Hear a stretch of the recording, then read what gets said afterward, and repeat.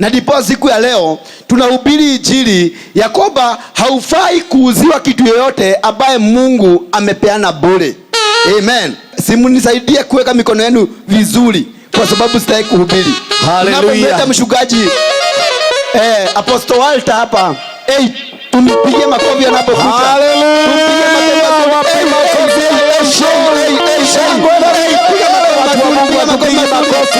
Tupige makofi kwa Baba, katika jina la Yesu.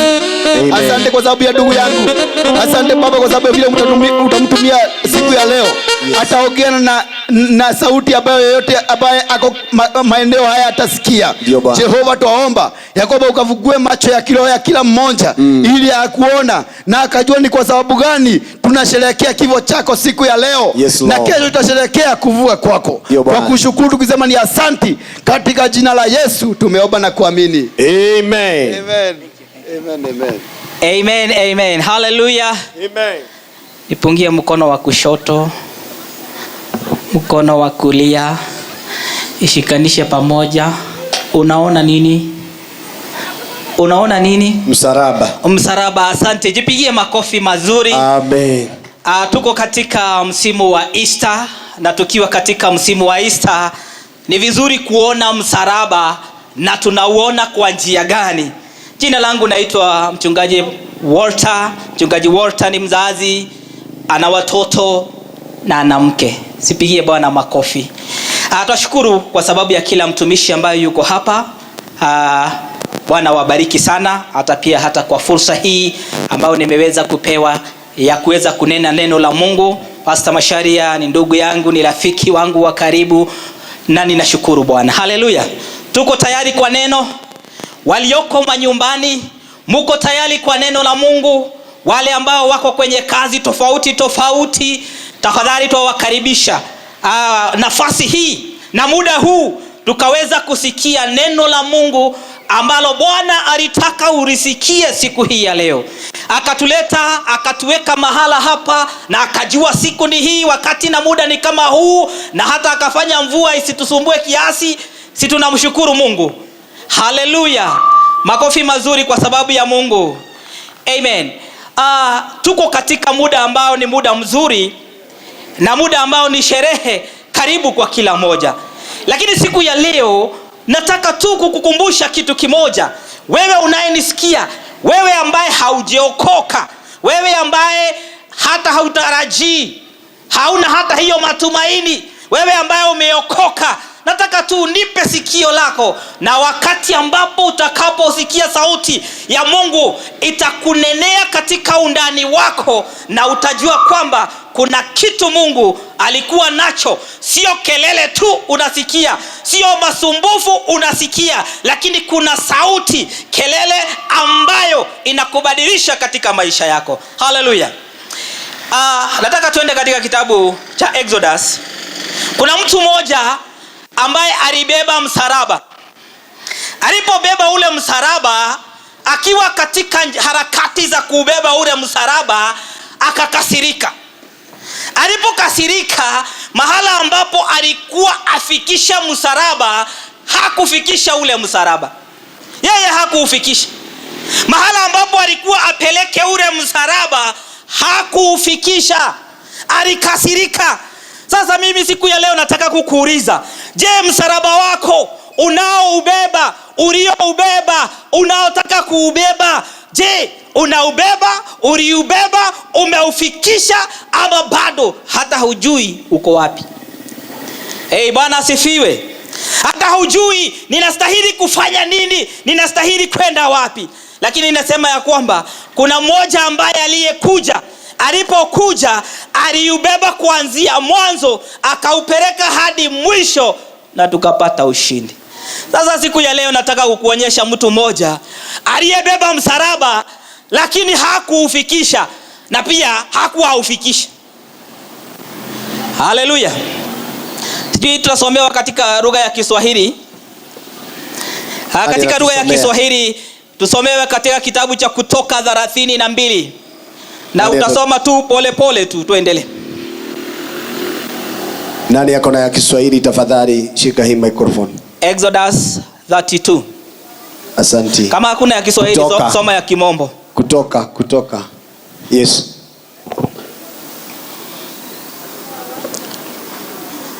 Kwanzia tu hapo mwanzo. Exodus 32. Kwanzia mwanzo. Kutoka 32 hapo mwanzo. Kutoka 32 kwanzia mwanzo inasema hivi. Aha. Hata watu walipoona ya kuwa Musa amekawia kushuka katika mlima. Hata watu walipoona Musa amekawia, wakakusanyika. Aya, apewe microphone nyingine. Yes. Endelea kusoma. Soma tu kama umeketi, sababu tutasoma verse kadhaa hapo. Inasema hivi. Anza. Hata watu walipoona ya kuwa Musa amekawia kushuka katika mlima. Watu walipoona Musa aliyekuwa anatumwa kwenda kusikiza Mungu, kisha baadaye kuleta ripoti tusikie Mungu anasema nini. Walipoona amekawia kuleta ujumbe wa Mungu, wakakusanyika wakamwendea Haruni. Wakaitana. Yes. Wakaitana wote. Wakasema kuna mtu ambaye alikuwa akuja atuambie kumhusu Mungu, lakini hajafika. Wakamwambia. Wakakusanyika pamoja, kisha wakamuita Haruni. Wakamwambia namna gani? Haya, katufanyizie miungu. Katufanyizie miungu. Yes. Itakayokwenda mbele yetu. Itakayokwenda mbele zetu. Kwa maana Musa huyo aliyetutoa. Kwa maana Musa huyo aliyetutoa katika nchi ya Misri. Katika nchi ya Misri. Hatujui yaliyompata. Hatujui yaliyompata na Mungu wake. Amen. Bwana asifiwe. Amen. Wacha nikwambie, wakati ambapo umegojea Mungu kwa jambo, umegojea jambo lijitembeze. Yes. Umegojea mambo yajipeleke vile ambavyo yanastahili kujipeleka. Yakianza kukawia, yes, mtu huwa na lugha nyingine inayomuingia ndani yake. Na niseme hivi, kila mwanadamu ana kamungu, ana kimungu na ana Mungu wake anayemtumikia. Hakuna mtu ambaye hana kaungu na kaita kadogo. Ama kiungu ni kikubwa. Ama Mungu aliye mkubwa. Hallelujah. Na shida yetu ni moja. Either umeokoka ama haujiokoka, haukosi haukosi Mungu unayemtegemea, unayemurisha, unayempea lishe, unayempea kile ambacho unachokifanya. Nguvu unazozifanya nazo kazi yako, nguvu unazohubiri nazo, nguvu unazofanya kile unachokifanya, kuna nguvu ziko nyuma zinazokupea hiyo nguvu na motisha unayoiona. Amen. Bwana asifiwe. Wana wa Israeli hawa walipokaa kuona kwamba kuna Mungu ambaye walikuwa wanasikia, ambao walikuwa wanatuma Musa, kisha baadaye akija anawaambia, na hivi ndivyo Mungu amenena, hivi ndivyo Mungu anasema. Ikafika wakati mmoja wakasikia wamechoka, wamegojea huyu Mungu haonekani. Wanajaribu kuchungulia kwenye madirisha, wanajaribu kuchungulia kwenye maeneo tofauti, hawamuoni huyu Mungu.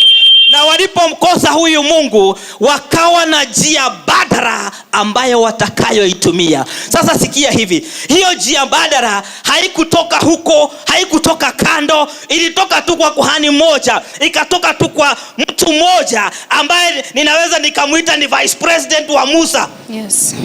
Hello. Akakuja akawaambia hivi, umegojea Mungu katika biashara yako kwa hii style, tafadhali tuchanuke. Haleluya. Amen. Akaleta jambo lingine lililo na umbo kwamba sasa tumemgojea kwa hii njia, tumemgojea kwa hii style. Tafadhali sasa tuchanuke, tuanze nikuonyeshe kuna Mungu ambaye ako na njia ambayo ni mzuri kuliko huyo mnayemsikia huko. Haruni akasema. Amen. Kuna Mungu ambaye anakuja. Kuna Mungu ambaye ako na nguvu kuliko huyo mnagojeaga musikie. Endelea hapo chini tusikie. Basi Haruni akamwambia, sivunjeni pete za dhahabu. Sasa Haruni akawaambia, kama mumetafuta hii njia mumekosa, mimi kama Haruni niko na njia badala. Bwana asifiwe. Kama mumetafuta hii njia na hii imekataa, sasa niko na njia nyingine ambayo ni part B. Ile ya Musa ilikuwa part A. Yes. Akawaambia niko na part B. Excellent and powerful. Haya tuendelee.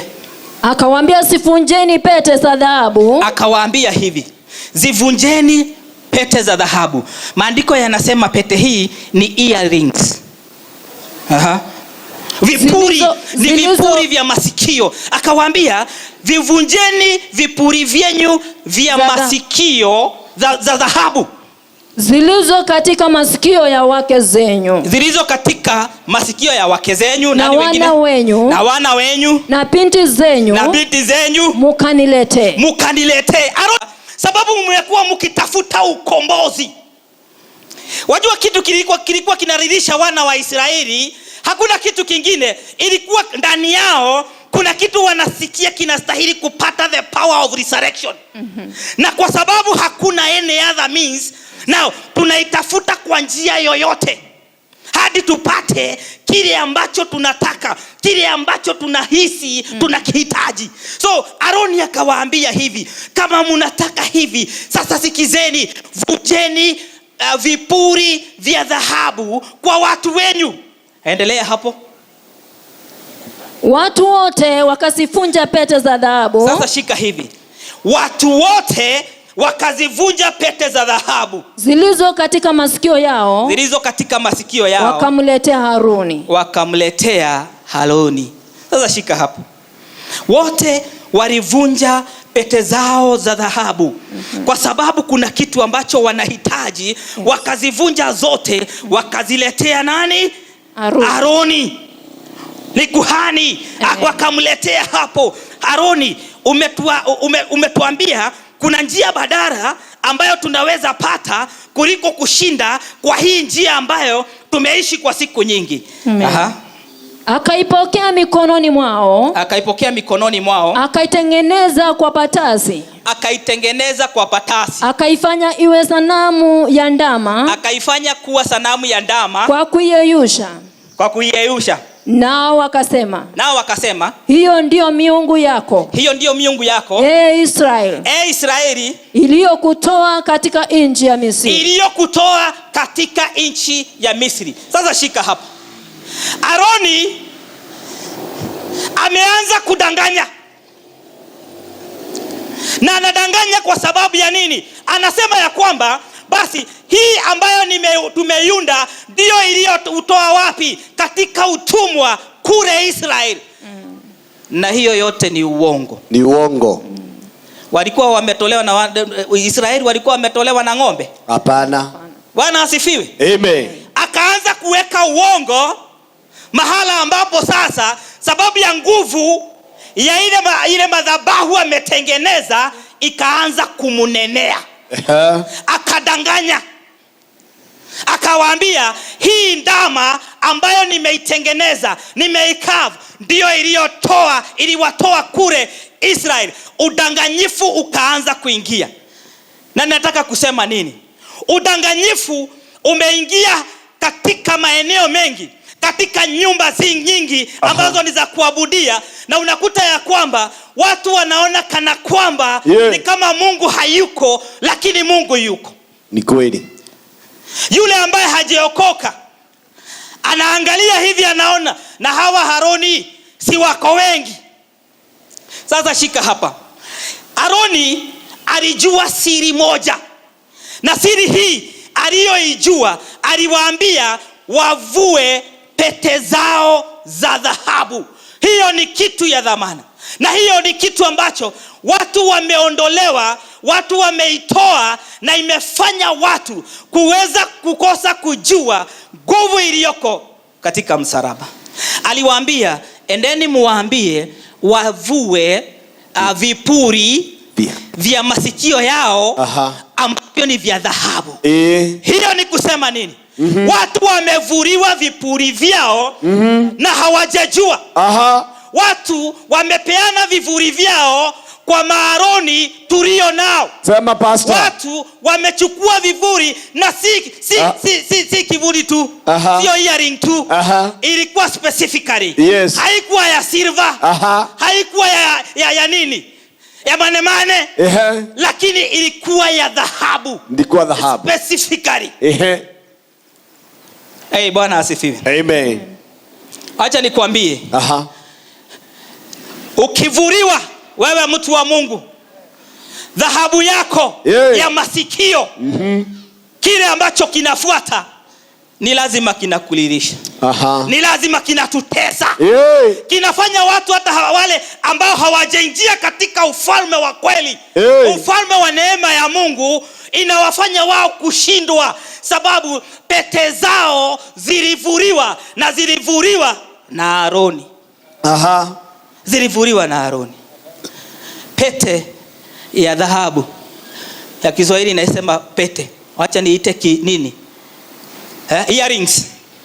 Sijui Kiswahili mzuri ni gani? The earrings. Earrings inakuwa imewekwa wapi? Kwa masikio. Kwa masikio. Na ilipowekwa kwa masikio, hiyo ni kusema namna gani? Watu wametolewa kusikia kutoka kwa Mungu. Na sasa wamebadilishwa kusikia kwa wanadamu. Wametolewa vipuri vya kusikia vile Mungu anasema. Sasa wamepewa vipuri za kusikia vile maaroni wanasema. Na Aroni akiongea anakutengenezea ndama. Hiyo ndama ni lazima ikule sacrifice inayotosha. Ni lazima ipate offering inayotosha. Na kwa sababu unarisha ndama asiye hai, hakuna matumaini ya maisha. Bwana asifiwe. Watu wamepoteza matumaini ya maisha wakimtafuta huyu Mungu. Sababu kile ambacho walikutana nacho, kile walipewa, walipatana na ndama. Ni kweli. Ndama ambaye ametengenezwa kupitia ujuzi wa Mungu, lakini si Mungu mwenyewe. Bwana asifiwe. Amen. Ametengenezwa. They had their earrings. Earring, golden earring. Gold ni divinity, ni uungu. Ile uungu mtu alikuwa nayo. Mtu alikuwa anasikia Mungu. Sasa kwa sababu Mungu amekawia, mtu anaona sasa, wacha nianze kutumia njia badala. Kwa nini? Kwa sababu Mungu ambaye unayemrisha, kaungu unachokarisha, sasa kanakuitisha hiyo. Ni kweli. Kanakuitisha hiyo. Ndio pastor. Sasa mimi sijui uko wapi. Je, umegojea Mungu? Wewe ambaye haujaokoka, labda unaona watu ambao wameokoka, unaona ni kama wao sio mfano mzuri. Labda unaona watu ambao wako katika ufalme huu wa Mungu, unaona ni kama wao sio watu ambao unafaa kuwafuata. Acha nikwambie, unafaa kuvaa sikio lako livarishwe dhahabu, ivarishwe the golden earrings. Sababu ikishavarishwa, wacha nikwambie, kale ka Mungu, ule uungu, na kama ni Mungu uko na yeye, basi tutaanza kuona matokeo kabisa, moja kwa moja. Amen. Na wacha nikwambie, matokeo ya Aroni na matokeo ya Musa ni bayana. Yanaeleweka, yanaonekana, yanajulikana. Hebu endelea mahala ambapo ulipofika. Amen. Naye Haruni alipoona jambo hili, akajenga madhabahu mbele yake. Haruni akatangaza akasema, kesho itakuwa sikukuu kwa Bwana. Tuko katika maeneo ya sikukuu. Ama hatuko kwa sikukuu? Ni kweli tuko kwa sikukuu. Sherehe. Mchungaji amesema wengine wanasherehekea huko, anakunywa, anaerorokua huko. Mwingine na yeye ako upande hii nyingine. Kuna kile anajua sherehe inahitaji. Anaisherehekea vizuri. Sasa hapa kuna sherehe. Na sherehe hii ni ya Aroni. Hapa kuna sherehe, na sherehe ni ya nani? Ya Aroni. Aroni. Sasa wewe unayesherehekea hii Easter, nataka ujiangalie uone sherehe hii unayoifanya katika Easter inakuelekeza wapi? Ni nini unarisha ndani yako? Umesimama katika madhabahu gani? Madhabahu ambayo inaonekana imerembeka sababu umenyaganywa your golden earring. Sasa husikii kutoka kwa Mungu, unasikia kutoka kwa wanadamu, kwa sababu yule ambaye alikuwa anatumwa huko wakati wa Israeli, yule alikuwa anatumwa hakuji tena, kwa sababu watu walimtegemea sana, walimtegemea. Na wakati wowote unapotegemea hiyo Musa, nilikwambia Musa, najua Musa wakati alikuwa kule mlimani, alikuja ni mawe ama ni jiwe? Ni mawe mawili. Bwana asifiwe. Alikuja amebeba hayo mawe. Hebu endelea kusoma tusikie hapo chini. Wakaondoka asubuhi na mapema. Wakaondoka sababu sherehe ambayo wako nayo imekuwa nyingi. Kuna watu ambao hata kwa mambo ambayo wanayofanya, hata kwa biashara ambazo wanazozifanya, miungu imepewa na kipawa mbele. Hata mahala ambapo mtu anafanya, unakuta miungu imepewa kipawa mbele na mtu asijue ni miungu. Kwa nini? Kwa sababu imekuja kwa njia ya Aroni. Usisahau Aroni ni nani? Bwana asifiwe. Kwa sababu imekuja kwa njia ya Aroni, unakuta mtu ana feed hiyo. Ili hii business isimame, tafadhali chonga hii, fanya hii, fanya ile, fanya hii nyingine. Na wacha nikwambie, ukifanya utapata kusherehekea. Si kwamba utafanya alafu uanguke. Hata kama ulikuwa umeokoka na ulikuwa unalimazeria, utaendelea kulimazeria, utaribabuna, zote utazizakata. Lakini usisahau kile ambacho kiko ndani yako. Yule Mungu ambaye amesimama ndani yako, ule Mungu ambao umesimama ndani yako, kama sio golden, kama sio Mungu wa kutoka kwa Kristo, kama sio Mungu wa kiungu, wacha nikwambie, mwisho wake uko na mshahara wake. Ni kweli. Bwana asifiwe. Uko na mshahara wake. Kuna mambo mengi ambayo yanafanyika katika maisha tunayoyaishi. Yale yanayofanywa na ambao wameokoka na wengine hawajiokoka, na mengine yanaonekana ni mazuri, yanaonekana yanafaa, lakini kumbe ni ndama ambaye amewekwa mahali. Amewekwa mahali. Kwa nini? Na ndama hatengenezwi na matope. Ndama hatengenezwi na jiwe. Ndama hatengenezwi na chochote kile. Anatengenezwa na golden earring. Anatengenezwa na pete ya nini? Ya dhahabu. Anatengenezwa na pete ya dhahabu. Na wakati pete ya dhahabu inapotolewa, inatolewa kwa njia mzuri, njia inayoonekana. Na wakati hiyo pete, wajua ukiwa kuna kitu umetoa, alafu kisha baadaye unaona the result, hata wewe utafurahia. Sasa wakati ambapo unaona hiyo result, unafurahia, lakini usijue ya kwamba iko na mshahara wake. Ni kweli. Wewe unayetusikiza ukiwa nyumbani, wewe unayetusikiza ukiwa soko, unayetusikiza ukiwa mahala ambapo ulipo, swali langu ni hili: je, kipuri chako cha dhahabu bado kiko masikioni? Kipuri chako cha dhahabu bado kiko masikioni, ama kimeng'olewa na wang'oaji? Wang'oaji ni wengi, na wanajua tactics za kuzing'oa. Pastor hapa amesema watu wameuza mawe, wameuza nini? Mchanga. Wameuza mchanga. Mafuta ingine. Maji. Vitambaa. Mikogojo. Sikia hizo. Vifagio. Hallelujah. Amen. Wamefanya hayo yote. Kwa nini? Sababu Mungu aliyemtarajia amekawia. Hawamusikii. Wamemugoja. Wakamugoja. Wakaona hatugoji. Aroni yuko hapa, ako na njia, ako na eneo ambayo ninaweza pitia. Hapa kuna njia, na wakaanza safari. Lakini siku ya leo nataka kukuonyesha safari mahali inapoishia. Endelea kusoma. Wakaondoka asubuhi na mapema. Sasa wakatoa dhabihu. Wanaondoka asubuhi na mapema kutoa dhabihu. Dhabihu ya nini? Ni ya Mungu ama ni ya ndama? Ni ya damu. Ya ndama. Kwa nini? Mungu tumemgojea tusikie. Nilitaka hii, nilitamani hii, nikatamani ile, nikataka pile. Mwingine alitamani hata kuokoka, lakini kile alikuwa anafanya ule kale ka Mungu ambako kako ndani yake kamemweka tamaa nyingi. Hiyo tamaa inamsukuma. Inamsukuma. Anataka kwenda upande hii, lakini ka Mungu anakokarisha. Niliwaambia kwamba hakuna mtu harishi ka Mungu. Either ni positive ama ni negative. Hakuna mtu ako peke yake. Hakuna mtu anasimama anasema mimi niko peke yangu. Mimi sitaki Yesu. Ndio, hutaki Yesu, lakini usisahau kama hutaki Yesu kuna mwingine haambi yangu ninakutaka ama sikutaki, huyo anakutakaga automatically. Hallelujah. Amen. Mtu anakataa. Huyu Yesu mnashinda mkihubiri, mnashinda mkimuongea. Wewe tunamuongea kwa sababu ametuonyesha siri. Ametuvisha pete. Amen. Na pete zetu zinaenda ziking'aa. Tunaenda tukiwa tumezibeba. Sababu ziko na utajiri ambao ni wa kiungu.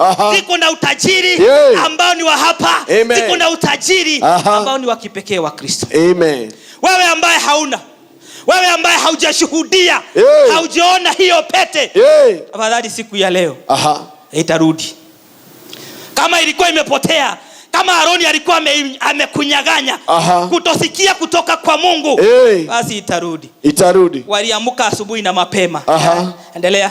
Wakatoa dhabihu. Wakaleta sadaka za amani. Watu wakaketi wakula na kunywa. Sasa nani amesimama mahala pale? Ni ndama. Wakaondoka wacheze. Haya, endelea. Bwana akamwambia Musa. Sasa sikia hivi. Mungu ameona vile ambavyo hawa Aroni na marafiki wake Israeli vile wanafanya. Ndiyo. Mungu akakimbia kwa nani? Kwa Musa. Yes. Akamwambia namna gani? Haya shuka. Kwa maana watu wako uliowatoa katika nchi ya Misri. Sasa shika hivi. Uliowatoa katika nchi ya Misri. Na Aroni alisema nini iliwatoa katika nchi ya Misri? Kingombe, asante. Pigia huyo interpreter hapo. Nimuite interpreter. Pigia makofi mazuri. Amen. Wao Aroni aliwaambia hivi. Aroni aliwaambia hii ndama ambayo nimewatengenezea ndio iliwatoa wapi? Misri. Naye Mungu anakuja. Mungu naye anasema aje? Haya shuka. Hawa watu ambao uliowatoa, nani aliwatoa huko? Musa. Kwa nguvu za nani? Za Mungu. Tutakubaliana na Mungu ama tutakubaliana na Aroni?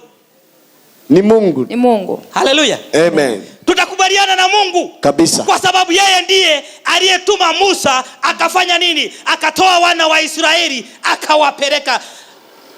Maana watu uliowatoa katika nchi ya Misri wamejaribu nafsi zao.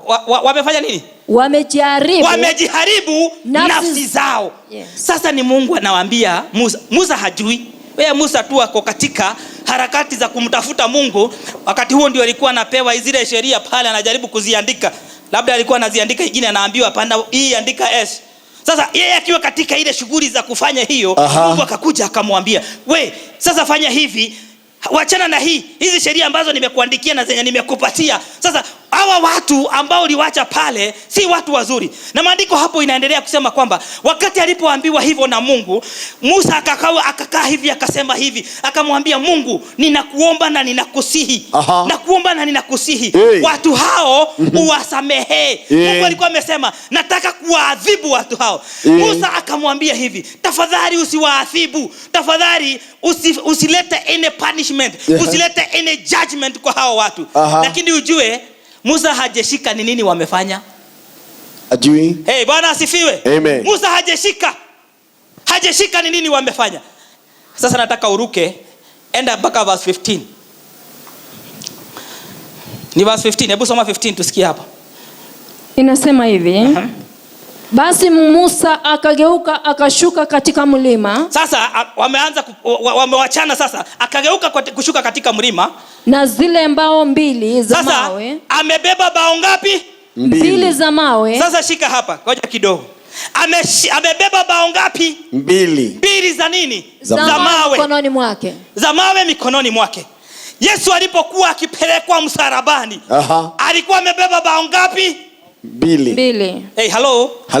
Yesu alikuwa amebeba bao ngapi? Mbili mikononi mwake. Naye Musa hapa anashuka akiwa amebeba bao ngapi? Mbili za jiwe. Bwana asifiwe. Wacha nikwambie, hizi bao zinazobebwa, kama wewe unayenisikiza, hakuna mtu ambaye hazibebi. Shida ni kwamba kwenye unazibeba, the last resort will always speak. The last resort ya mbao hizi mbili zilizobebwa na Musa na mbao hizi mbili zilizobebwa na Yesu, the last resort will always speak. And it never lies. It never lies. Amen. Wewe ambaye haujiokoka, wewe ambaye haujamjua Mungu, tafadhali usione kwamba haujabeba mbao. Ni vile haujui, na hujui na hujui. Kwa sababu kama unajua hujui, ungetafuta kujua. Hizi mbao mtu akizibeba hizi mbili, either umebeba za Musa ama uko upande ile nyingine ya Yesu, na ile ya Yesu alitubebea akabeba zikiwa mbao mbili, na ya Musa ndiyo huyo anatoka kwenye mlima amebeba mbao mbili, wote wamebeba kitu inafanana. Inafanana ama haifanani? Inafanana. Bwana asifiwe. Amen. Kwa nini? Kwa sababu kuna kitu Mungu anatuongelesha. Kuna kitu Mungu anatuambia kwamba hautakosa kuwa upande hii na ukose upande ule mwingine. Na ndipo nikawauliza, munisalimie kwa mkono wa kushoto, kisha munisalimie kwa mkono wa kulia, kisha shikanisha, utaona ishara ya nini? Ya msalaba. Bwana asifiwe. Amen. Ni nani ambaye hana hiyo ishara katika dunia hii?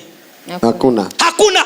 Kwa hivyo wewe ambaye umekaa tu wewe unakaa tu hivyo, hata unasikiaga Yesu anaongewa, hautaki kujua mimi niko wapi, mimi ninafanya nini, mimi ninafaa kujua nini. Tafadhali watu wa Mungu, tusiwe ignorant na neno la Mungu.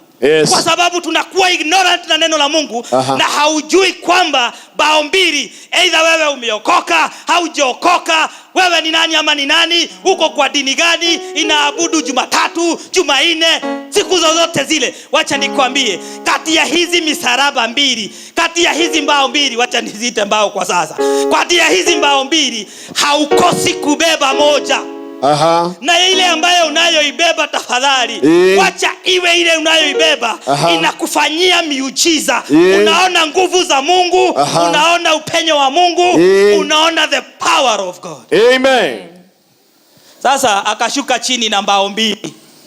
Mbao ziliandikwa pande zote mbili. Zimeandikwa pande zote mbili. Upande huu na upande huu ziliandikwa. Zimeandikwa, wachana na kenye kimeandikwa, tutaangalia siku nyingine. Tuendelee. Na zile mbao zilikuwa kazi ya Mungu.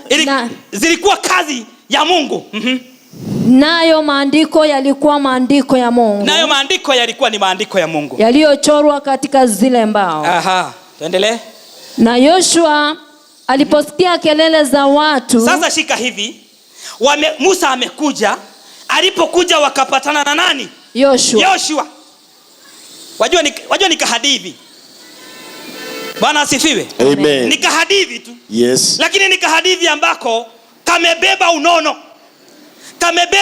unono ulioko mahara pale. Yes. Na ni unono wa mtu kujijua, kujielewa, na mtu kujua ya kwamba either unataka ama hautaki. Kuna kitu umebeba kati ya Musa na kati ya Yesu. Either unajua ama hujui. Unataka kujua ama hautaki kujua. Wajua serikali ya Kenya inatuambia ignorance is not what? Is not a defense. Mtu kuignore si utakuja kujitetea useme hapana, hii haiko. Ignorance is not a defense. You cannot defend yourself with what? With ignorance. Hosea 4:6 inasema kwamba watu wangu wanaangamia kwa kukosa nini?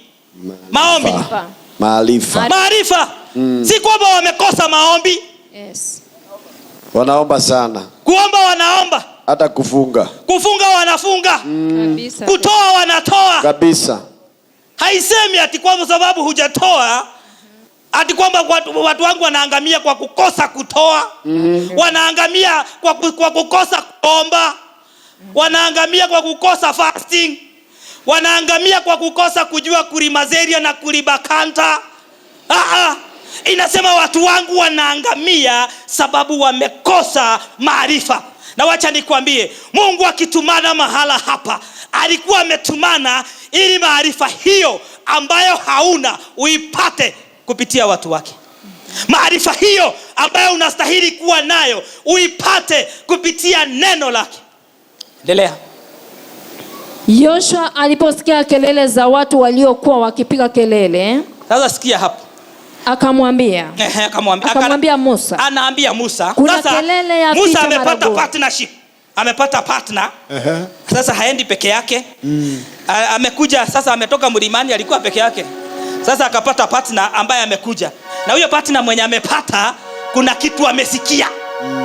Sababu sikio lake liko na nini? Hey, hello.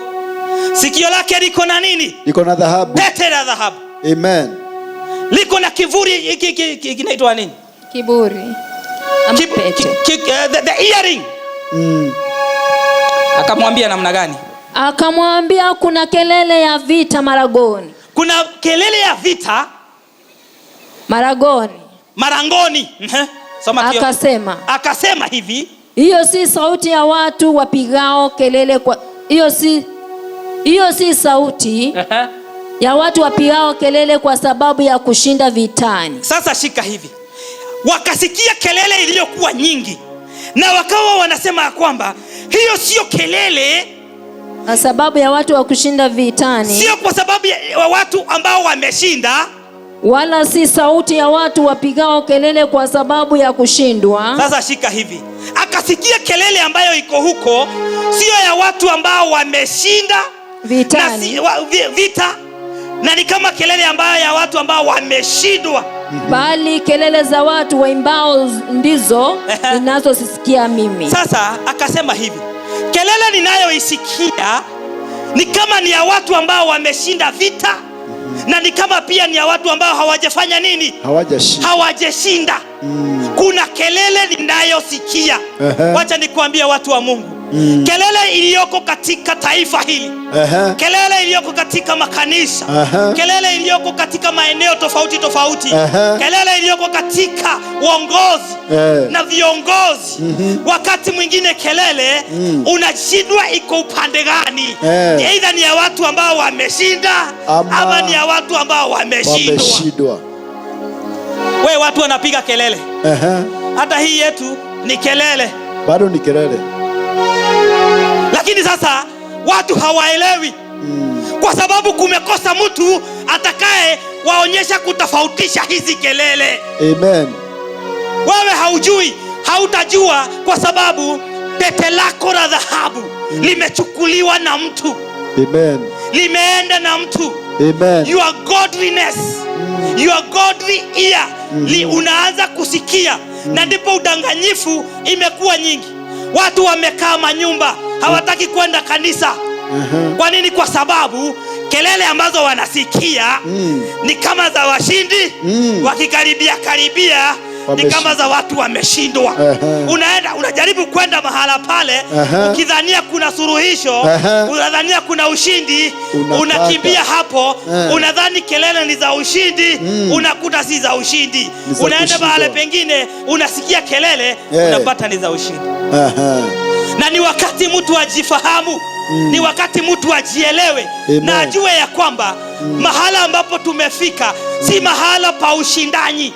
Amen. Ni mtu ajifunze na ajue ya kwamba ndani yake kuna Mungu anayemlea, kuna Mungu ambaye anayefanya kazi yake. Aidha amebeba vibao hizi mbili za Musa, ama amebeba vibao mbili za Yesu. Amen. Endelea hapo alafu nitaelezea hapo pengine nimalizie. Hata alipokaribia marango, akaiona ile ndama. Sasa shika hapa. Musa amekuja, amefurahi sana, ameletea wana wa Israeli. Ni kama watu walikuwa na njaa, alafu unawaletea kitu ya kukula. Wakafanya namna gani? Akaiona ile ndama na ile michezo. Akaona ile ndama na akaona ile michezo. Hasira ya Musa ikawaka. Hasira ya Musa ikawaka. Akazitupa zile mbao mikononi mwake. Akazivunja zote. Akazifunja chini ya mlima. Sasa shika hivi. Yale zile mbao mbili alizokuwa amekuja amezibeba, alipofika pale alizivunja zote. Je, Yesu alivunja zake? Bwana asifiwe. Amen. Yesu alivunja zake alizokuwa amebeba? Hakuzivunja. Hakuzivunja. Alienda nazo zikampeleka wapi? Msalabani. Msalabani. Na alipofika pale msalabani, akasema yote yamefanya nini? Yote yamekwisha. Yote yamekwisha. Je, ile iliyokuwa na Musa aliiwekea wapi? Aliivunja kwa njia. Kwenye nini? Kwenye milango, kwenye mlango. Hakuingiza ndani. Amen. Aliivunja kwenye mlango. Lakini wacha nikwambie, mtu yoyote ambaye anajaribu kuingisha kwenye hiyo mlango, haiwezi ikafanya kazi. Amen. Sababu itakuwa na ile nguvu ambayo ni nguvu haiwezi ikafanya. Na wakati ambapo Yesu alipoenda pale msalabani, alisema yote yamekwisha. Kwa nini? Kwa sababu kama mlikuwa mna strain kusikia kutoka kwangu, sasa mimi ndiye the gold, mimi ndiye dhahabu unayostahili kuwa nayo katika ndani yako. Amen. Mimi ndiye dhahabu ambayo unastahili kuwa nayo, inayokuongeresha ndani yake. Amen. Soma hiyo basi nimalizie hiyo ya mwisho. Ile ndama walioifanya, akaichoma moto, akaisaga hata ikawa mavumbi. Ikawa mavumbi. Akainyunyiza juu ya maji. Akawanywesha wana wa Israeli. Yes. Sasa shika hapa. Kisha akaambia Aroni namna gani? Musa akawaambia Aroni, watu hawa wamekufanyini? Watu hawa wamekufanyia nini? Hata ukaleta dhambi juu ya watu hao. Hukumu juu yao. Aroni akasema, hasira ya Bwana wangu isiwake. Wewe unawajua watu hawa ya kuwa wamejielekeza kwa mabaya. Sasa shika hapa. Musa alipoenda akaona wamefanya mambo ambayo hayafai, wamevunja pete zao za dhahabu. Akaona sasa hawatamsikia Mungu aliye Mungu wa kweli. Yes. Na kwa sababu ya hiyo kutengeneza ndama hii iliwafurahisha na ikaghadhabisha Mungu. Wacha nikwambie, wakati alipofika mahala pale, alichukua ile ndama akaiponda ponda, ikakuwa kama unga, kisha baadaye akaikoroga akawanywesha. Bwana asifiwe. Amen. Wacha nikwambie, watu ambao wanalilishwa na ndama ya kunyweshwa ni watu wengi, watu wa Mungu. Watu wanalilishwa na uchungu wa kile mtu alikuwa akifuata, lakini hakikufanya kazi. Kwa nini? Kwa sababu kila mtu alikuwa anafuata kile ambacho ulidhania ndicho kiungu. Unakuta ya kwamba ulienda, uliponyweshwa ukasikia sio kitu kitamu, sio kitu kizuri, lakini wewe ulichangia kukitengeneza. Na sasa wewe kwa sababu ulichangia kukitengeneza, basi Musa akasema wapewe. Watu wanapitia mauchungu mengi. Na mauchungu ambayo wanayopitia ni kwa sababu ya kukosa maarifa, sababu ya kukosa ujuzi wa mambo. Sababu pete zao za dhahabu zimeshanyakuliwa, na zimenyakuliwa na Aroni. Na Aroni huyu anaonekana kana kwamba kuna suluhisho ako nayo, lakini hana suluhisho. Wacha nikwambie wewe mtu wa Mungu unayetusikiza siku hii ya leo, kuna suluhisho ambayo huenda labda umekunywishwa hii ndama. Huenda labda yule Mungu ambaye unayemwabudu hajasikia kilio chako. Siku hii ya leo nakuambia, wakati ambapo Kristo alipofika, wakati ambapo Yesu alipofika, alipoenda pale msalabani, alisema yote yamekwisha.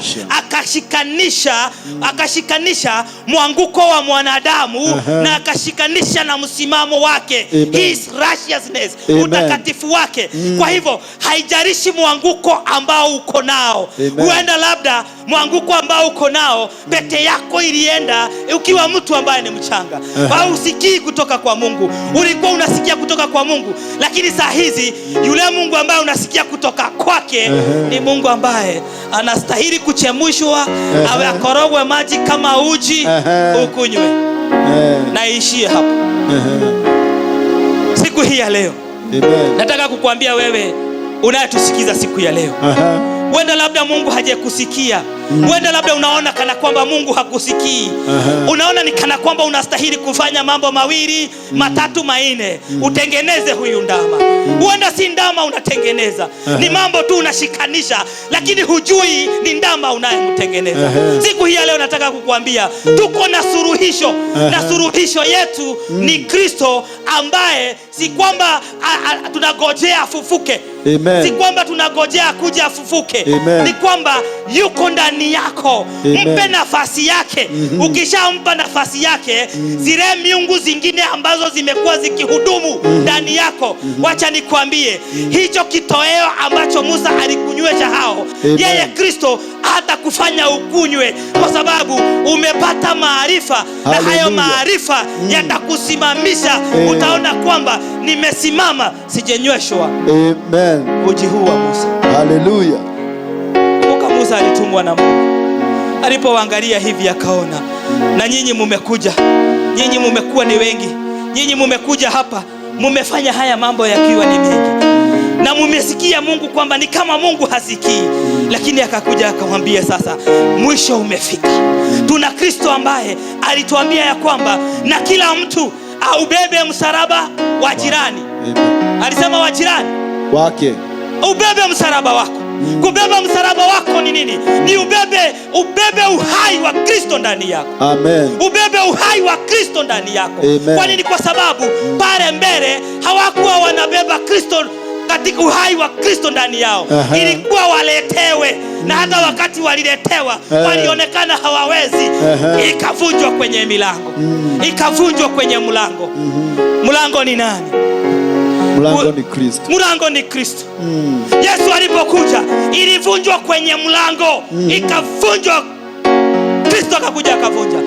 Kristo akakuja akatimiza vyote. Haingepita hiyo mlango.